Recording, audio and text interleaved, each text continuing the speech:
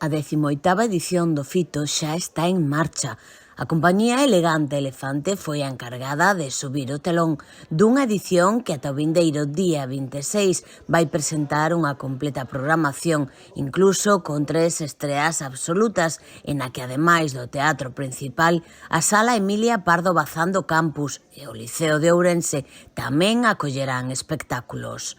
María Torres e Pablo Sánchez protagonizaron Alta Costura, un espectáculo irónico e poético sobre a moda e a súa estreita relación co consumo, o recoñecemento social, a contaminación, a saúde e as condicións laborais. Dá unha especial importancia aos mecanismos de venda e a relación contemporánea que o gran público ten co acto de mercar e de tirar roupa, unha creación de teatro físico e visual que se detén detalladamente na lóxica da fast fashion.